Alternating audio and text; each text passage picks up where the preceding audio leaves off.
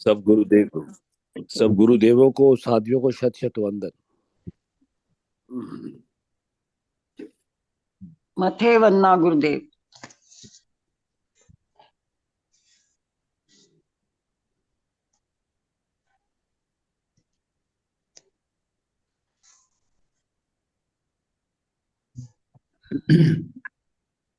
मथे वंदना गुरुदेव। हाँ जी। मथे वंदना में गुरुदेव। हाँ जी। सुप्रभात गुरुदेव। हाँ जी। ओके कर दीजिए। मुझे मार्जी रिकॉर्डिंग ऑन है। रिकॉर्डिंग ऑन है। अच्छा अच्छा, तो मुझे नहीं पता चला। वो कैसी कैसी होगी? पिंक पिंक कोई बात नहीं। पिंक है। करो आप कर दो तो सही करो। अच्छा मैं तो बंद कर दूं। पांचवी भावना हमारी चल रही है अन्यत्य भावना। अन्यत्य भावना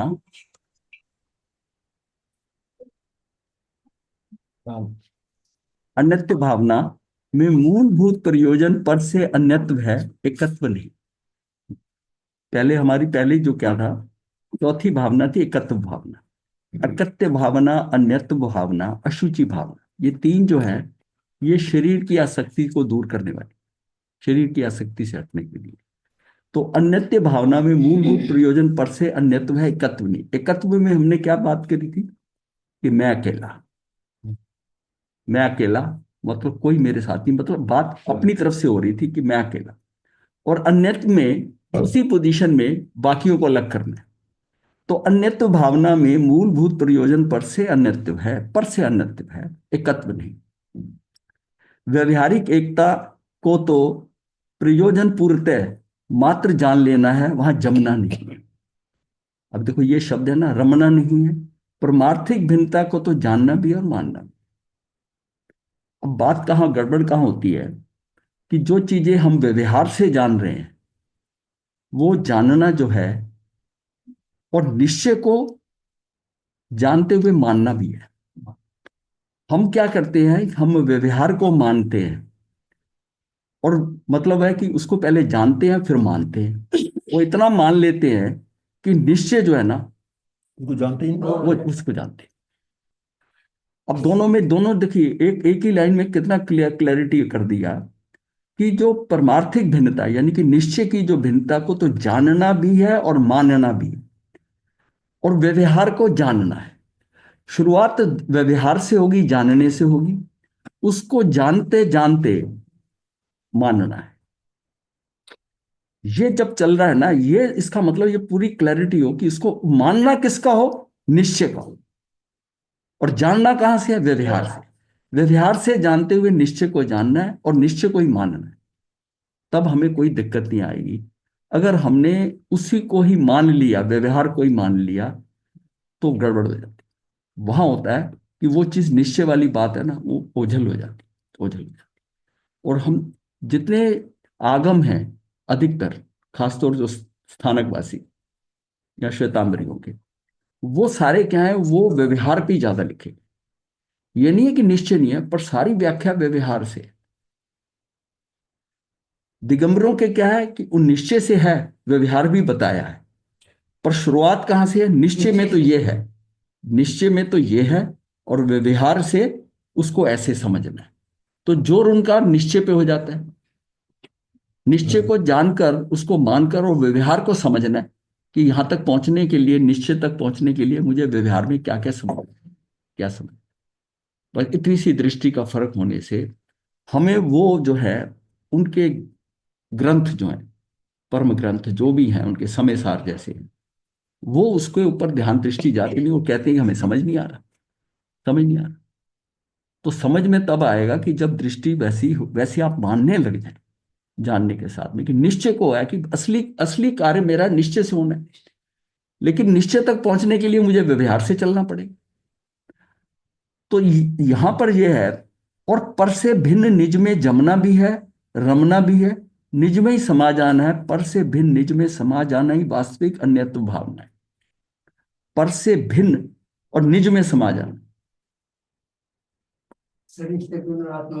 हाँ, अब समात्मा में अब बात क्या आई, क्योंकि पहले जो है वो एकत्व करा, एकत्व में हम अकेले, और ये इसके अंदर क्या आया कि इस एकत्व के साथ अब अन्यत्व के अंदर वो अलग है, वो अलग है, उसको पुष्ट कर लिया, पहले अपने आप को कर लिया, एकत्व में आ गए कि मैं अकेला, मेरा कोई नहीं है, सारे रिश्ते स्वार्थ के हैं, जो दिख रहे हैं वो सब। निश्चय में क्या है कि अकेला, और व्यवहार में कह सकता है कि मैं उस परिवार में हूं, परिवार में क्या मेले में है, मेले में सारे अकेले होते हैं, मेले में अकेले होते हैं, और लगता है कि भीड़ आ गई, लेकिन सब क्या है कि सब आ रहे हैं, उसको मेला है, पर है सारे अकेले, है सारे अकेले। तो पर से भिन्न निज में समा जाना ही वास्तविक अनित्य भावना है। छह ढाला के पंचम ढाल के सातवें छंद में बहुत गहरी बात कही गई है कि जीव और शरीर की एकता वास्तविक एकता नहीं है, ये वास्तविक एकता नहीं है, अपितु मात्र मिलावट है, ये मेला है। जिस प्रकार मेले में विभिन्न प्रकार के लोग सर्व प्रकार से भिन्न भिन्न होकर भी एकत्रित हो जाते हैं, उनके एकत्रित हो जाने से ही वह एक नहीं हो जाते, भिन्न भिन्न ही रहते हैं।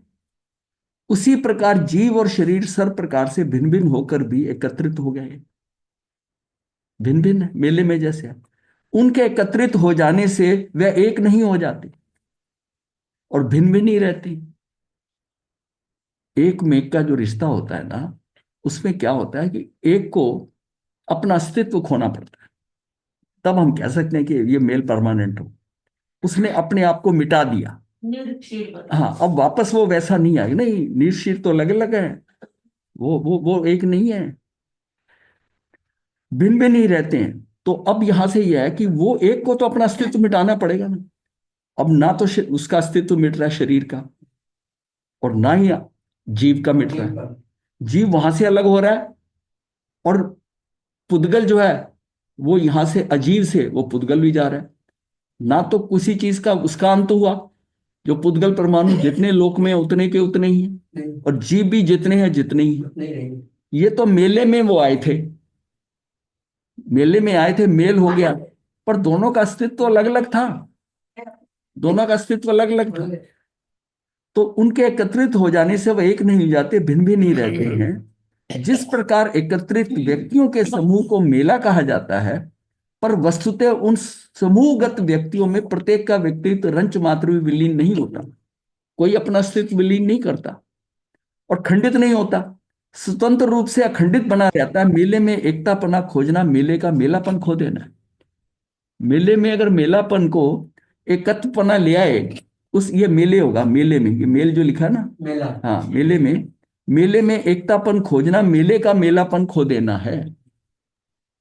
अगर उसमें अगर आपने एकता बना ली सबके साथ, ये सब मेरे यही है, तो मेला थोड़ी होगा, तो वो मेला नहीं होगा, वो मेला नहीं होगा।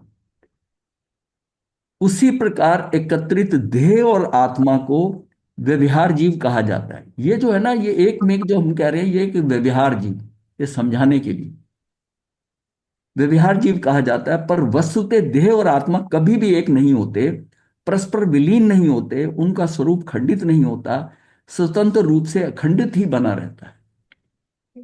क्योंकि मिलाप वाले, अमिल या ना मिलने वाले या मिलाप वाले जड़ और चेतन पदार्थ कभी मिल ही नहीं सकते।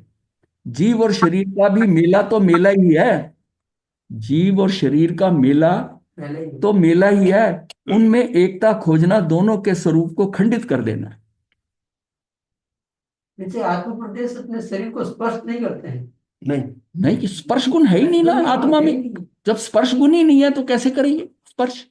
किसी को स्पर्श नहीं करता, वो स्पर्श नहीं करता। जिस प्रकार दूध तो दूध है और पानी पानी, दूध कभी पानी नहीं हो सकता, ना पानी दूध। दूध में पानी मिला देने से ना तो दूध पानी हो जाता है और ना ही पानी दूध। मिल जाने पर भी दूध दूध ही रहता है और पानी पानी, वो अलग है। अब हंस की चोंच पड़ती है तो अलग कर देता है ना, अलग अलग कर देता है। वो वैसे ही है कि वो मतलब वो सारे एक ही प्रदेश पे अफगाना जैसे है ना, दूध और पानी वहीं पड़े हैं और हम कहते हैं एक में हो गए, पर दूध अलग है, पानी अलग है। दोनों ने अपना अस्तित्व खराब नहीं किया, नष्ट नहीं किया, दोनों ने अपना अस्तित्व कायम रखा। फिर कैसे मिल गए? नहीं मिलेंगे।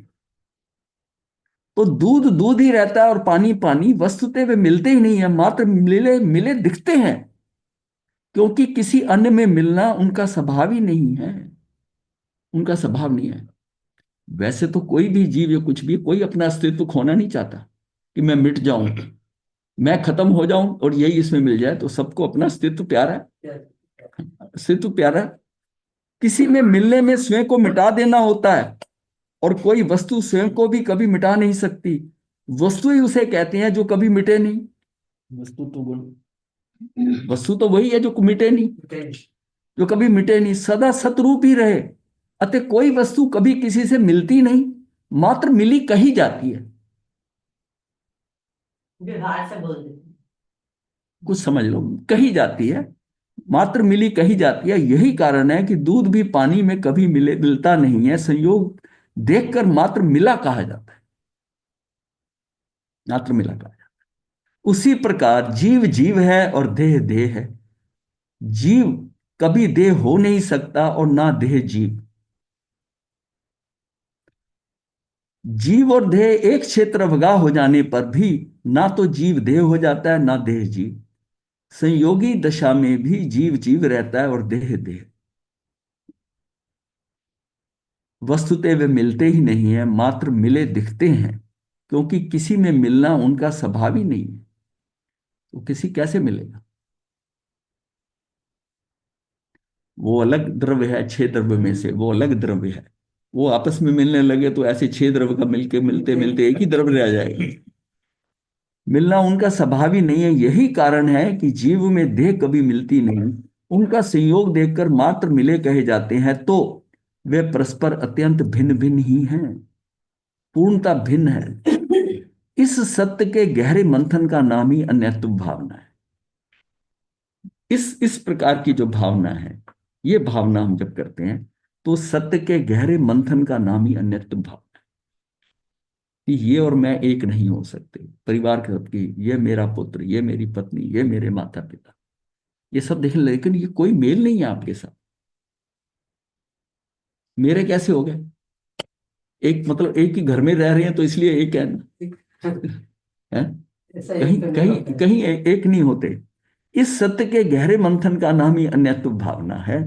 और इसी के सम्यक जानकारी के लिए कहा गया है कि विभिन्न संयोगों के मेले में खोए निज शुद्ध आत्म तत्व को खोजना, पहचानना, पाना, उसे उस सबसे निराला जानना। वो मिल भी गया तो उसको सबसे निराला जानना, उसका ही सदा चिंतन करना, उसकी ही भावना भाना, उसी का ध्यान करना, उसी में जम जाना, रम जाना, उसी में लीन हो जाना, विलीन हो जाना, उसी में संपूर्णता समा जाना ही अन्यत्व भावना के चिंतन का मूल प्रयोजन है। क्योंकि भवसागर से पार होने का संसरण रूप संसार दुखों से छूटने का एकमात्र यही उपाय है। समस्त शास्त्रों का यही सार है। और जब तक हम ये नहीं करेंगे कि ये इसका भेद नहीं करेंगे, तब तक हमारा कार्य नहीं। अब बात ये आती है कि ये भावनाएं करके भावनाएं क्या करेंगे, तो जानकारी होगी। एकत्व की भावना, नित्य की भावना। जब तक हम क्या है, हमारे क्या घाती कर्मों का क्षयक्षम नहीं होगा, क्षय नहीं होगा, तब तक हमारा कोई कल्याण नहीं होगा। और घाती कर्म के क्षयक्षम के अंदर ये दोनों चीज आती है, और अनित्य की भावना भानी पड़ती है। अनित्य की भावना, घाती कर्म का क्षयक्षम कैसे हो? जब हम कहते हैं कि पुण्य से भी घाती कर्म नहीं खत्म हो सकते, पुण्य से फिर बढ़ जाते। पाप से तो 18 तरह के पाप करे, 82 प्रकार का उसका परिणाम आया, और 8 कर्म में डिवाइड हो गया 82। पुण्य का हमने जाना कि पुण्य जो है 9 प्रकार से किया जाता है, 42 प्रकार का उसका परिणाम आता है। और वो पुण्य जो है वो क्या है कि 4 अघाती में डिस्ट्रीब्यूट होता है। जो पुण्य किया, पाप करते हैं तो सारे बंधते हैं, पुण्य करता है तो उसमें नहीं जाता। तो फिर घाती कर्म जो है पुण्य करते भी बन जाता है, तो फिर मेरे घाती कर्म कैसे कम होंगे? इसके बिना वीतरागता नहीं आएगी। तो घाती कर्म कैसे खत्म होंगे, इसके लिए मुझे ये भेद ज्ञान करना पड़ता है। ये अन्यत्व की भावना, एकत्व और अन्यत्व को रखकर सामने मुझे ये भेद करना पड़ेगा, और इसके बिना मेरी साधना नहीं होती। चरित्र में नहीं है। हाँ, नहीं आएगा। तो हमने प्रज्ञापना सूत्र का 23वां कर्म प्रकृति पद जाना था कि जब ज्ञानावरणी कर्म का उदय होता है तो दर्शनावरणी कर्म का भी होता है, तो दर्शन मोहनी का भी होता है। और दर्शन मोहनी के कर्म होने से जीव जो है सन्मार्ग दिखाई नहीं देता, उसे उन्मार्ग पे ही चलता है, क्योंकि दर्शन मोहनी की स्थिति ऐसी है और श्रद्धा ही नहीं आने देगी सही बात के ऊपर। उन्मार्ग पे चलता है, और उन्मार्ग पे चलने के ऊपर उसका क्या है कि चरित्र मोहनी भी उदय में आता है। साथ ही साथ जो है अंतराय कर्म के अंदर उसका जहां उसका सारा सामर्थ्य लगना चाहिए उसकी बजाय वो विपरीत लगता है। वो कैसे विपरीत लगता है कि दोनों मिल जाते हैं, चरित्र मोहनी और अंतराय कर्म। अंतराय कर्म आत्मा का जो सामर्थ्य है कि तू अपने में ही रह, वो उधर जाकर लगता है जहां अनुकूलता और प्रतिकूलता होती है, और चरित्र मोहनी से राग द्वेष कर बैठता है। और राग द्वेष करते ही कषाय होते ही 8 कर्म जो है ना वो बन जाते हैं, क्योंकि बाहर से आ जाते हैं और वो डिवीजन हो जाता है। ये सारा खेल एक समय में होता है, बताने के लिए स्टेप वाइज है। ये सारा खेल एक ही समय में हो रहा है। शुरू कहां से हुआ? अज्ञानता से। अज्ञानता से अदर्शन से, अदर्शन से। अज्ञान है, अदर्शन है, तो दर्शन मोहनी भी है। तो ये जो 2.5 कर्म है, ज्ञानावरणी दर्शनावरणी और ये दर्शन मोहनी है, ये मोहनी का आधा, ये ढैया जो है ना ये सबसे खतरनाक। शनि का ढैया होता है ना, सारस्वती होती है और एक ढैया होता है। ये 2.5 कर्म जो है ना ये फंसा दे।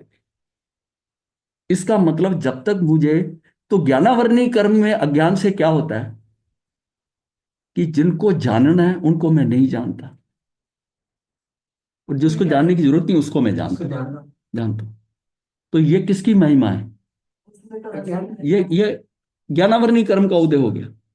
उसमें जिनको जानना उनको नहीं जान रहा। महिमा का मतलब ये व्यंग्यात्मक भाषा है कि ज्ञानावरणी कर्म की महिमा है कि हम जिनको जानना उनको नहीं जान रहे। फिर जिनको देखना है, जिसको देखना है उसको देख नहीं रहे, ये अदर्शन है। भाई जिसको देखना है उसको तो हम देख नहीं रहे, और देखना किससे? दर्शन से। तो ये अदर्शन हो गया। ये दर्शनावरणी कर्म की महिमा हो। ये दोनों साथ साथ ही होते हैं। जब ज्ञानावरणी कर्म का उदय होता है दर्शनावरणी का होता है। अब उसका जानना नहीं हो रहा, उसका देखना नहीं हो रहा, तो काम उल्टा हो गया ना। अब इसका मतलब है कि दर्शन मोहनी के कारण विपरीत चला जाएगा और कर्म का बंद हो जाएगा। तो इसमें क्या है कि इसका मतलब मुझे ज्ञानावरणी कर्म को क्षय करना है। ज्ञानावरणी कर्म को क्षय करूंगा, दर्शनावरणी कर्म भी क्षय होगा, उससे दर्शन मोहनी भी होगा। तो ज्ञानावरणी कर्म के क्षय करने के लिए आपको स्वाध्याय करना है। ज्ञान से होगा, अज्ञानता खत्म होगी, ये चीज समझ में आएगी सारी, ये ज्ञान से आएगी। ध्यान से हमारे कषाय दूर होते, ध्यान से कषाय दूर होते हैं, और ज्ञान से ये होता है। अब इसमें बात आई ज्ञान से कि फिर ज्ञान कहाँ है? तो फिर ये शब्द जो है 12 अनुप्रेक्षा हम जो कर रहे हैं, अनुप्रेक्षा से क्या लाभ होगा? अनुप्रेक्षा से होना यह था कि जब मैं अपने एक्शंस को देखता हूं, जब मैं अपने एक्शन को देखता हूं कि मैं क्या कार्य कर रहा हूं, तो मेरा क्या एथिक्स इवॉल्व होती है। मेरी नीति जो है ना वो मतलब वो खिलती है, इवॉल्व होती है, वो खिलती है नीति कैसे करने की शैली। और अपनी विचारधारा को जब मैं देखता हूं, मैं उसकी तरफ, विचारों की तरफ देखता हूं, तो मेरा माइंड इवॉल्व होता है। मेरा मन, मेरी सोच सारी बदल जाती है। और जब मेरी इंटेंशन जो है वह, जब मैं उसकी तरफ देखता हूं कि मेरी इंटेंशन क्या है, तो मेरी कॉन्शियसनेस जो है ना, मेरी चैतन्य जो है वो एक्सपैंड होता है, वो फैलता है। ये काम अनुप्रेक्षा। अनुप्रेक्षा में जीव कोई एक्शन करता है, एक्शन करता है तो जीव उसके एक्शन के ऊपर वो ध्यान करे, ये मैंने ऐसा क्यों किया, ये मेरे से ऐसा क्यों हुआ। ये जब करता है तो उसके साथ ही उसकी नीति जो है ना, काम करने की शैली, उस पर जोर पड़ता है कि तूने गलत किया, कैसा किया। जिस समय वो विचारों के ऊपर, अपने थॉट्स को देखता है कि ये मेरे में विचार क्यों आ गया, ऐसा ऐसा भद्दा विचार क्यों आया, तो उससे मेरा माइंड इवॉल्व होगा, माइंड पे कंट्रोल होगा। और फिर इंटेंशन क्या कि विचारधारा क्या, अब तीनों चीजें चलती हैं, एक्शन भी चल रहा है, विचार भी चल रहे हैं, और अंदर जो भावधारा चल रही है, इंटेंशन चल रही है, वो भी है। इन तीनों का खेल अनुप्रेक्षा में होता है। पहले उसको समझ नहीं आती जब एक्शन करता है, एक्शन उसके जो उसके संस्कार पड़े हैं उसके द्वारा उसका एक्शन हो जाएगा। लेकिन जब उस एक्शन को वो बैठकर देखता है कि ये मैंने ऐसा क्यों कर दिया भाई, मैंने इस पे क्रोध क्यों कर दिया, या मैं इस जगह कैसे चूक होगी मेरे से, तो वो अपने एक्शन को देखना शुरू कर। फिर विचारों के ऊपर देखा कि ये विचार कैसे आया, और विचारों से पहले फिर मेरी इंटेंशन, मेरा भाव क्या था, मैंने ऐसा क्यों किया। जब इन चीजों को देखने लगता है, ये अनुप्रेक्षा है, और ये स्टेप में आता है। और जब अनुप्रेक्षा में उसकी कॉन्शियसनेस एक्सपैंड होती है, उसको इंटेंशन की अपनी आती है कि मेरे ऐसा करने को मैं क्यों उद्यत हुआ, मैंने ऐसा क्यों किया, तो उसमें उसकी इंटेंशन जो होती है ना, उसको फिर सारा वो देखता है कि ये क्या है, ये कैसे हुआ, और कैसे हुआ, तो वो फिर विड्रॉ करता है अपने, मुझे ये नहीं करूंगा, मैं ऐसा सोचूंगा नहीं, ये करूंगा बिल्कुल। अब इसको समझने के लिए फिर वो कपिल केवली आ जाता है कि क्या एक्शन था उसका, क्या था कि भाई धनवान राजा ने कह दिया तो अब लो पैसे, जिसने करते करते विचारधारा कैसे बदली। तो इसका मतलब है कि हमें अपने एक्शन को भी देखना है, अपने विचारधारा को भी देखना है, और पीछे रहे हुए भाव जो इंटेंशन जो है, मेरी इंटेंट, उसको भी देखना है। उससे उसको क्लियर हो जाएगा कि इंटेंशन से कि ये ऐसा मैंने क्यों किया। क्योंकि अंततः उसको भाव ये आता है कि जिसने मुझे सहारा दिया, जिसने मुझे हाथ दिया, मैं उसको हाथ ही नहीं खा रहा, उसको पूरा ही निगलने की कोशिश कर रहा हूं। तो वो फिर अंदर धिक्कार का भाव आता है, धिक्कार नहीं तो पहले तो बढ़े जा रहा था, बढ़े जा रहा था। अनुप्रेक्षा ये काम करती है। सबकॉन्शियस माइंड इससे जागृत हो सकता है। इससे बहुत कुछ हो सकता है। काम तो सारा सबकॉन्शियस में ही होगा। कॉन्शियस में तो वो कर दिया, अब वो विचारधारा जो कर रहा है उसके अंदर से वो सारा अंदर से हिलेगा, पूरा पूरा हिलेगा, पूरा हिलेगा। तो ये हमने समझना है कि ये भावनाएं करते हुए, ये भावना जो है, इससे मतलब मूलभूत प्रयोजन क्या है हमारा। मैं कह रहा हूं अगर एकत्व और अन्यत्व भावना को नहीं प्रॉपरली समझा तो भेद विज्ञान सही होगा ही नहीं। ये भेद विज्ञान को पुष्ट करेगा। एकत्व है तो अपने अंदर पूरा उसको आएगा, और अन्यत्व है सारे इसको अलग कर देगा, अलग कर देगा। समझने के लिए कंप्लीटली ये करना पड़ेगा। इसमें इसी में एक आर्टिकल जुड़ता है, वो है कि अपने को जो मेन इंपॉर्टेंट है, ये सिर्फ ज्ञान ही है कि भेद विज्ञान से घाती कर्मों का क्षय। हमें तो खेल सारा घाती कर्म क्षय करने हैं। तो अज्ञान से अपने को जाना नहीं, और परायों को अपना जाना। अदर्शन के कारण अपने को देखा नहीं, पराये को अपने रूप देखा। ये मेरा सगा है, अपने रूप देखा। अपने को अपना माना नहीं, और देह को अपना माना। अपने को परायों का माना, परायों को अपना माना। यही गड़बड़ हो गई। अब यह इन ढाई कर्मों की विद्यमानता में जीव समस्त कषायिक भाव करता है।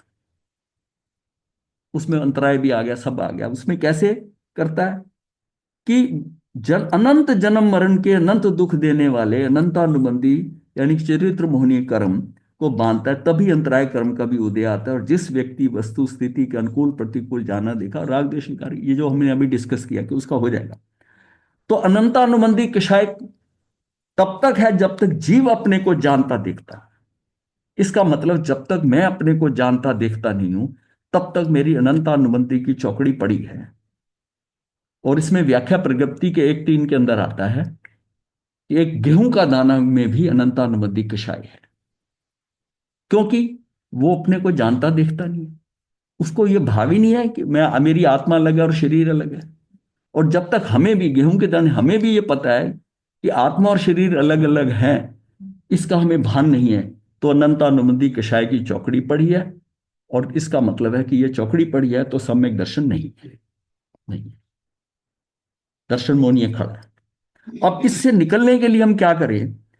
तो इन ढाई घाती कर्मों के सद्भाव से अनंतानुबंधी कषाय का होना मानो अनंतानुबंधी चरित्र मोहनी कर्म के क्षय करने से प्रथमतः ज्ञानावरणी कर्म का क्षय होता है। अब मुझे चोट कहाँ करनी है? मुझे चोट करनी है ज्ञानावरणी कर्म के क्षय कर। ज्ञानावरणी कर्म का क्षय करता हूं तो दर्शनावरणी का अपने आप हो जाएगा। इन दोनों के साथ दर्शन मोहनी का भी क्षय हो जाएगा, और दर्शन मोहनी का क्षय कर दिया तो मेरा श्रद्धा गुण पुष्ट हो जाएगा। मैं मिथ्यात्व की तरफ जाऊंगा नहीं। मिथ्यात्व की तरफ नहीं जाऊंगा तो मेरा आगे चरित्र मोहनी भी ठीक रहेगा। उसमें अंतराय कर्म भी जो है, उसका अंतराय कर्म में जो उसका वीर अंतराय है, जो मेरी सामर्थ्य है, मेरी शक्ति है, वो भी सही डायरेक्शन में लगेगी। और वो क्या लगेगी कि तुझे कुछ करने की जरूरत नहीं है, तू कुछ क्रोध मत कर, झगड़ा मत कर, ये कर, तू अलग, तुझे क्या लेना देना है इससे। वहां तक आएगा। नहीं तो तू बह जाएगा, राग द्वेष करेगा, और वहीं से राग द्वेष तो करना नहीं है, तो लड़ना नहीं। तो इसका मतलब हमारे पास एक टूल आ गया कि मैं घाती कर्मों को क्षय करने के लिए ज्ञानावरणी कर्म का क्षय करूंगा तो मेरा नवीन कर्म नहीं बनेगा। ज्ञानावरणी कर्म के उदय में वो नहीं होगा, आगे तक अंतराय तक नहीं जाएंगे। कर्म जो आते हैं चारों घाती से आते हैं, और वो डिस्ट्रीब्यूट उनमें हो जाते हैं। घाती होते हैं। चार का खेल जो है, चार कर्मों घाती का, वो घात करते हैं, उसमें चले जाते हैं। कर्म तो बंधते सातों आठों बंधते हैं। अगर आयुष बनता है तो 7, नहीं तो 8।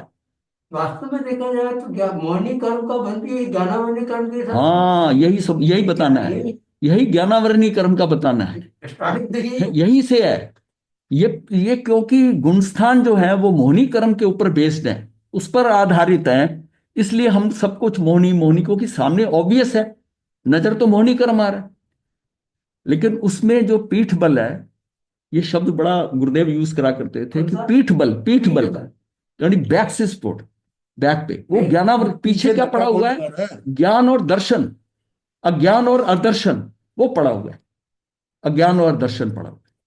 तो अज्ञान और दर्शन से ये सारा खेल होता है। अब इस जानकारी से हमारा कैसे परिवर्तन हो, तो इसमें यह है कि हम ये जानेंगे कि ज्ञानावरणी और दर्शनावरणी कर्म का क्षेपक्षम कैसे हो। हमारा खेल तो यहां आ गया, यहां चालू होगा। ऐसा अपनी आत्मा को अन्य सर्व द्रव्यों से, अनंत जीवों से पृथक जानना ही ज्ञानावरणी कर्म का क्षेपक्षम है। मतलब क्या है कि मैं अपनी आत्मा को अन्य सर्व द्रव्यों से, यानी जीवस्ती काय को पहले 5 द्रव्यों से दूर करूं, 6 द्रव्यों में से, लोग में से। फिर जीवास्ती काय जो हो गया, इसको अन्य जो अनंत जीव हैं यहां पर, उनसे अपने को अलग करूं। अकेला हो गया ना। ये एकत्व की भावना आ गई कि मैं इन सब से अलग। एकत्व की भावना कहां? कि इस षड द्रव्य में, लोक में 5 द्रव्य अलग थलग है, सबका अपना है। जीवास्ती काय में जीव मैं हूं एक, और सर्व जीवों से इससे भी मैं अलग, इससे भी मैं अलग। तो ये जब आएगा, ये आपकी एकत्व की भावना। अब उसके बाद में क्या कि अन्यत्व की भावना कहां ले जाएगी हमें? तो हमें इसके जानने के लिए क्या है कि केवली प्रज्ञप्त वाणी जानकर द्रव्य से, क्षेत्र से, काल से, भाव से और गुण से, 5 ये, और फिर जो है इन सब से क्या है, और फिर द्रव्य से, गुण से और पर्याय से 8 तरह से हमको भेद करना। ये जब होता है, उसमें क्या है? आत्मा, मैं जीव और पुद्गल शरीर, इन 8 से मैं अलग करूं। 8 से लगना मतलब इसका तुलनात्मक पूरा ज्ञान, तुलनात्मक ज्ञान हो जाए। और उस तुलनात्मक ज्ञान में हम क्या करते हैं कि द्रव्य से मैं आत्म द्रव्य, पुद्गल, पुद्गल जो है, जो क्या है, वो शरीर, शरीर पुद्गल द्रव्य है। क्षेत्र से मैं संख्यात प्रदेशी, जीव जो है संख्यात प्रदेशी। पुद्गल क्या है? अनंत प्रदेशी, शरीर के अनंत प्रदेश उसके अंदर। फिर काल से मैं त्रैकालिक, जीव जो है त्रैकालिक है। और वो तो शरीर है, वो संयोगी शरीर है, वो क्षण भंगुर है, प्रति क्षण वो मर रहा है जो शरीर है। देखा जाए तो पुद्गल का भी कुछ नहीं होना, पर शरीर के साथ होते, शरीर तो बिगड़ रहा है ना, प्रति क्षण बिगड़ रहा है। और आत्मा का कुछ हो नहीं रहा है। आत्मा क्या है? आत्मा ध्रुव है, नित्य है, शाश्वत है, अक्षत है, अव्यय है। ये हमें पता है, इसका कुछ नहीं होना। आत्मा ध्रुव है, ध्रुव है। तो ध्रुव कैसी है? मेरू पर्वत जैसी ध्रुव है, उसने हमेशा रहना है। समझने के लिए ध्रुवता क्या होती है? मेरू पर्वत जैसी। और फिर उसमें अक्षत क्या है? कि जैसे गंगा का मूल स्रोत है, पानी अब से लगातार आएगा, कभी कोई कम बढ़ती हो सकता है, पर यह नहीं कि स्रोत खत्म हो गया। और जैसे क्या अव्यय है, तो 2.5 द्वीप के बाहर के समुद्र अव्यय है, उसमें कुछ नहीं फर्क पड़ेगा, एक बूंद का फर्क नहीं पड़ता, क्योंकि वहां पर ना वर्षा होती है, ना भाप बनती है, ना बादल आते हैं। जितना पानी जिस समुद्र में है वो सब रहेगा ही रहेगा। तो अव्यय हो गया ना, वो वैसा का वैसा रहेगा, अव्यय रहेगा। अब इस ढंग से हम समझते हैं ना, तो ये हमें आता है। और उधर शरीर कैसा है? विनाशी है, अनित्य है, अशुचि में है, मलमूत्र की खान है, तो सारा नजर आ रहा है। अब ये भेद हो गया हमारा वहां तक। अब इसके बाद आ गया भाव से, मैं अनंत ज्ञान, अनंत दर्शन, अनंत सुख, अनंत वीर, इसका धारक हूं। 4 भाव प्राण जो है मेन, इसका धारक हूं ना, इसका धारक। और उधर वो कौन था? शरीर का वर्ण गंध रस स्पर्श, ये उसके 4 हैं। मूर्त के ही 4 होते हैं, वो मूर्त है तो वो 4 उसके हो गए। अब तुलना करें, अब तुलना करनी है। अब दोनों के कैसे 2 चीजें हैं, एक में कहता है वर्ण गंध रस स्पर्श है, एक में हम कहते हैं अनंत ज्ञान दर्शन ये है। तो इससे तुलना नहीं हो सकती। एक तरफ गधे हैं, एक तरफ घोड़े हैं, ये कैसा कैसे तुलना करोगे? अब कैसे तुलना करेंगे हम? कि भाव से मैं अवर्ण में, अगंध में, अरस में, अस्पर्श में हूं। भाव से मैं ये हूं। और उसका क्या हो रहा है? ये इंद्रियां ना कुछ जानने देखने वाली है। तो तुलना तुलना हो गई कि दोनों का ये गुण है, और ये इसका गुण नहीं है, ये इसका गुण नहीं है, इसलिए अलग हो गए तुलनार्थ में। तो अपने को समझ में आ गया। और गुण से मैं उपयोग गुण वाला हूं, और वो कौन सा? ग्रहण गुण वाला है। शरीर जो है ना वो ग्रहण गुण वाला है। मतलब दोनों में इतना ज्यादा डिफरेंस है, डिफरेंस है। पुद्गल और जीव में डिफरेंस इतना नहीं है। उसमें कई चीजें ऐसी, वो भी शाश्वत है, वो भी शाश्वत है, वैसा भी है। लेकिन जिसमें वो शरीर है, शरीर और उसके साथ तो पूरा भेद है, आत्मा और शरीर के साथ पूरा भेद हो गया। अब इसी तरह ही द्रव्य से मैं आत्मा, और वो क्या है? वो पौद्गलिक शरीर है। गुण से मैं ज्ञान दर्शन सुख वीर वाला, और वो कौन सा है? अनंत वर्ण गंध स्पर्श, उस 4 वो हो गए। ऐसे ही पर्याय से मैं क्या हूं? ज्ञान में मैं मति श्रुत अवधि मन परवे और केवल ज्ञान धारक। और उसका क्या है? काला पीला नीला, ये सारा हो। ये पूरा 8 से हमने आत्मा को पुद्गल से, मतलब शरीर से, पौद्गलिक शरीर से बिल्कुल भिन्न जान लिया इसके साथ। तो अपने में भी भेद डाल लिया ना। पहले 5 द्रव्य से 6 द्रव्य में हटे, फिर अपने से शरीर को अलग करा, अब शरीर से ये अलग, फिर बाकी जीवों से अपने को अलग करा। अब अपने में भी 2 हैं हम, इसको भी अलग कर दिया। इसमें भी आत्मा अलग है, शरीर अलग है, और 8 भेद से बिल्कुल अलग थलग कर दिया। तो निष्कर्ष क्या निकलता है? कि इस तुलनात्मक तालिका से पूर्णतः अपनी आत्मा का स्वतंत्र बोध हो। इससे हमें बोध हो गया कि मेरा तो किसी से संपर्क नहीं, शरीर भी मेरा नहीं। 8 कारणों से जान लिया कि शरीर भी मेरा नहीं है। मैं एकाकी आत्मा, मैं एकाकी आत्मा, ऐसा अपनी आत्मा के अन्य सर्व से पृथक जानना ज्ञानावर्णी कर्म का शिवक्षम। आपने ये जाना कि मैं इनसे पृथक हूं, ज्ञानावर्णी का शिवक्षम हो गया। यहां से ज्ञानावर्णी का शेप हुआ तो दर्शनावर्णी का भी हो गया। और इससे शेपशम से क्या होगा? अनंतानुबंधी चरित्र मोहनी कर्म का भी शेपशम होगा, दर्शनामोहनी। सारा आत्मा उपयोग उनसे अपने को देखने जानने वाला बन जाएगा। वो क्योंकि उसकी ना एक प्रकाश शक्ति होती है, आत्मा की प्रकाश शक्ति। उस प्रकाश शक्ति में ही मैं अपने को खुद देख लेता हूं, उस प्रकाश शक्ति से। जब यहां हाँ प्रकाश शक्ति से देखता हूं, तो इसमें विशेषता क्या हुई? कि ज्ञानावर्णी आदि घाती कर्मों से अपने को अपना जाना नहीं। ये कहें कि अपने को तो जाना नहीं, पराये को अपना जाना। ज्ञानी कहेंगे ज्ञानावर्णी कर्म के उदय से होता है। दूसरे को तो जानते हो ज्ञानावर्णी का उदय। जब ये मुझे अपना लग रहा है तो मेरा ज्ञानावर्णी कर्म का उदय है, ये मेरी अज्ञानता है। पुण्य 7-8 कर्मों का इससे उपार्जन हो जाता है। जिस क्षण अपने को अपना, पराये को पराया जाने, या जाने ही नहीं, पराये को पराया जाने या पराये को जाने ही नहीं, ये और आगे की स्थिति है। कि पराये को भी मुझे उसके क्या जाना है। एक तो है कि ये पराया है, ये पराया है। एक है मुझे उससे लेना देना ही कुछ नहीं। उसे लेना। यहां अनर्थ की भावना कि पराया जाने या जाने ही नहीं, बाहर दिखेगा ज्ञानावरणी कर्म का शेप शोर है, ऐसे चारों घाती कर्म का जानना, ये हो जाता।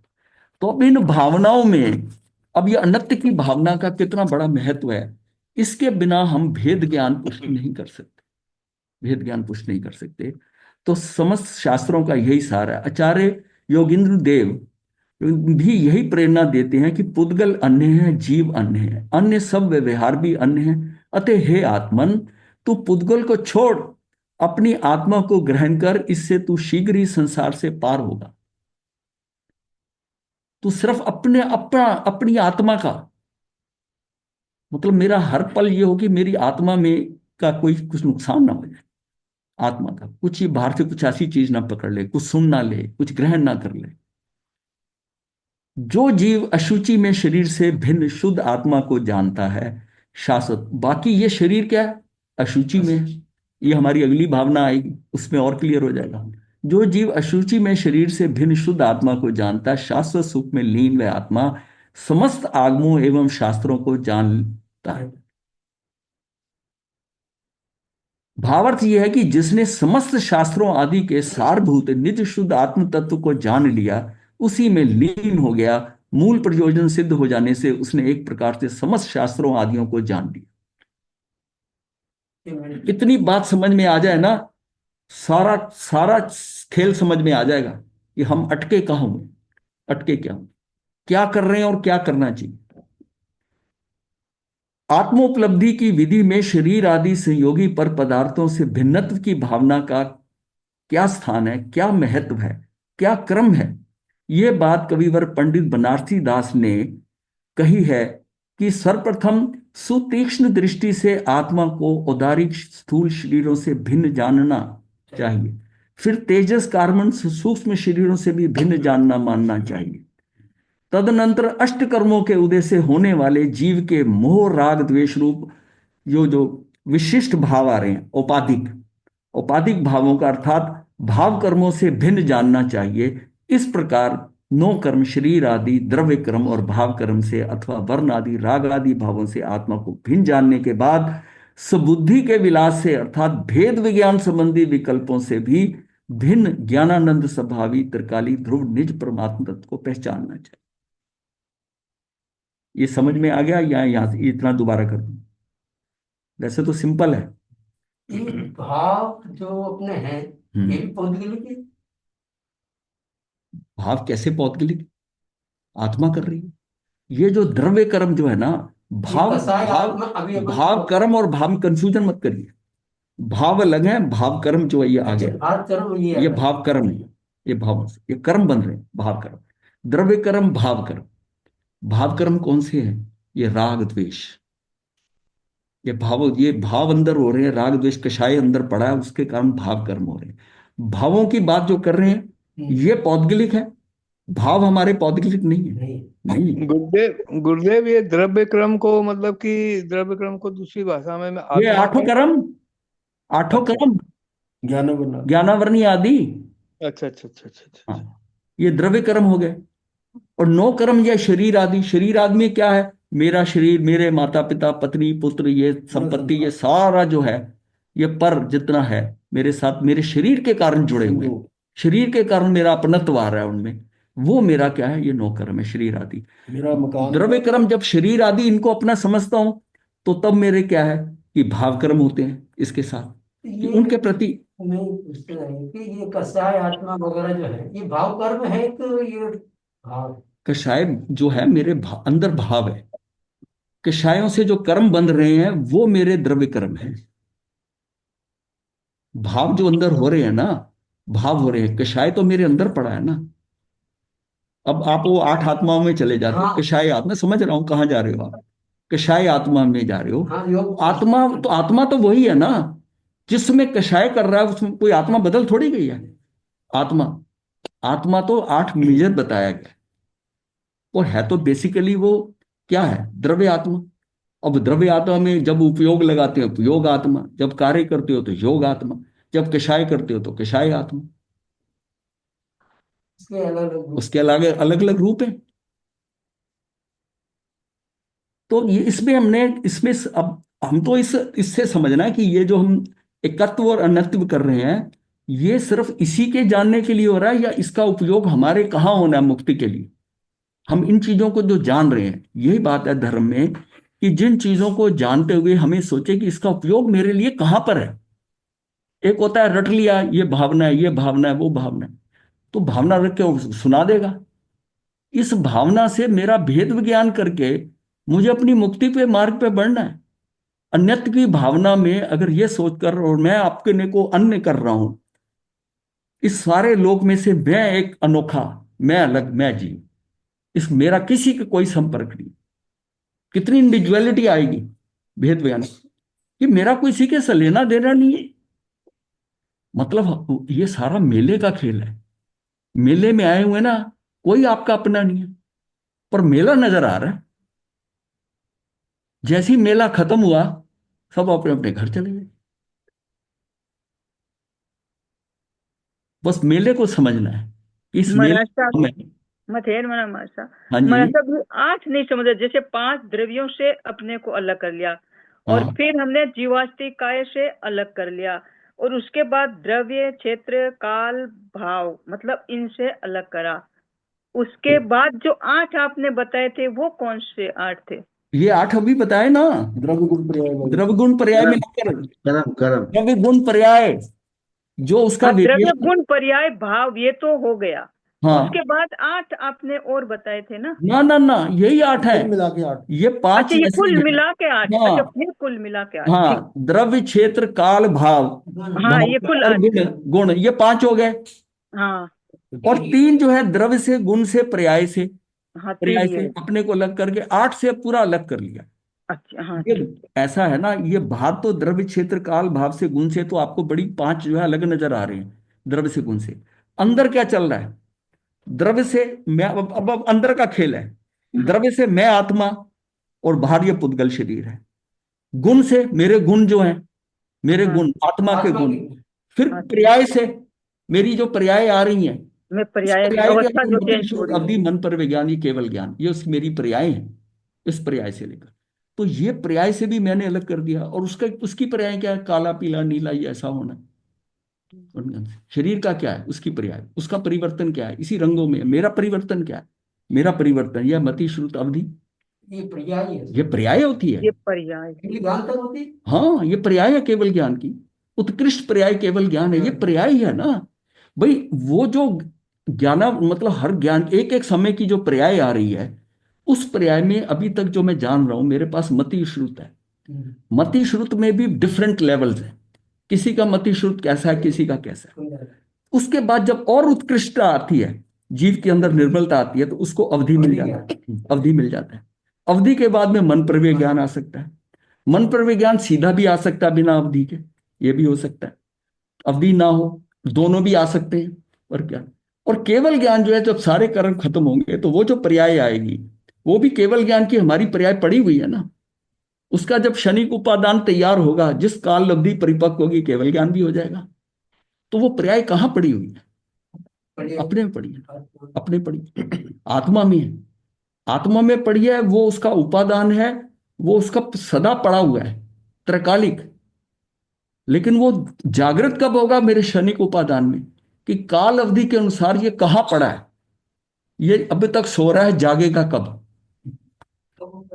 समय, हाँ। कर्मोदय जैसा होता है, इसका इसका भी ऐसा ही होता है। किसका? जैसे कर्मोदय का अंदर पड़े हुए हैं, हाँ जैसे उदय में आएंगे तभी आएंगे। हाँ, उसका टाइम है ना, स्थिति है, उसका टाइम है। ये सब बड़ा वो तो बात कर्मों का है टाइमिंग, ये हमारी ये टाइमिंग है। हमारी टाइमिंग है। एंड जब हम अव्य विहार राशि से निकले हैं, वहां से लेकर सिद्ध शिला तक जाने तक, वो सारा सिस्टम क्यू में पड़ा हुआ है अपनी लाइन में। और बाकी बाहर का इंटरेक्शन चल रहा है सारा। इसीलिए कह रहा हूं, ये सब व्यवस्थित है। तो ये व्यवस्थित भाव भाव भाव कम करने के बारे में बोलते हैं, हाँ, कुछ भी मिथ्या है। मिथ्या नहीं कुछ है। भव का मतलब तुम पुरुषार्थ करोगे, हाँ, वो भी आपकी पर्याय में जो होगा वैसी आप। हम कैसे कम होंगे? पहले सम्यक दर्शन होगा ना। सम्यक दर्शन होगा तो मार्ग पे जाओगे ना, मुक्ति के मार्ग पर। ये सारा सिस्टम में है। तो ये बोलते हैं वो क्या है, भाव कम हो जाएंगे करके। अब देखो ऐसे ऐसा ही ना, यहाँ ये पर सारी अपने मुझसे- व्यवहार की बात है, हाँ व्यवहार की व्यवहार की बात है। व्यवहार कम हो जाएंगे, कम कैसे होंगे, वो तेरे पुरुषार्थ के हिसाब से होंगे।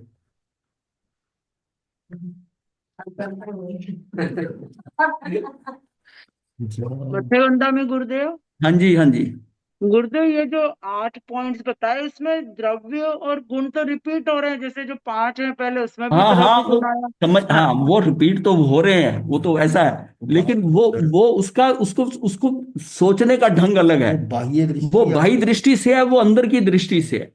अंदर के गुण है जो आपके, वो गुण अंदर के हैं, और रिपीट होने की बात नहीं है, इसको समझना है, क्योंकि द्रव्य गुण पर्याय अंदर का जो खेल हो रहा है, जो उत्पाद वे ध्रुवता हो रही है, वो आपकी इसमें हो रही है। द्रव्य ध्रुव है, गुण और पर्याय, ये जो खेल हो रहा है अंदर का हो रहा है। और वो दृष्टि क्या है, द्रव से, क्षेत्र से, काल से, भाव से, वो बाहर की दृष्टि है। आपको ठीक इन है। दृष्टि से अगर अलग करते हैं, ये तुलनात्मक इसको क्लियर कर लेते हैं, आपको पूरा क्लियर हो जाएगा कि मैं कहाँ स्टैंड करता हूं। आत्मा मतलब अपने को इस अन्यत्व भावना, दोनों भावनाएं पुष्ट करनी पड़ेंगी कि मैं एक और मैं अन्यत्र, ये है। और उसको अपने के ऊपर करके ज्ञानावरणी कर्म का शिवक्षम करेंगे। गुरुदेव इसको एक बार और रिपीट करेंगे। हाँ, कर देंगे। मैं एक्चुअली ना इसको स्कैन करके डाल दूंगा, ये जो है ना, हाँ ये हाँ, लिख ये लिया, आपको स्कैन करके डाल दूंगा। ठीक है। ठीक है, ठीक है गुरुदेव। गुरुदेव, चलिए गुरुदेव। हाँ, बहुत कृपा तुम्हारे साथ। हाँ जी। गुरुदेव काशने का पचकान करा दीजिए। अच्छा, एक मिनट छोड़ हाँ। दो इसको। इसकी ये क्या, जान में भी बहुत अच्छा मतलब करेगा। वो कह रहे, मना कर रहे हैं ना, बोलना नहीं चाहते। आप बोलो।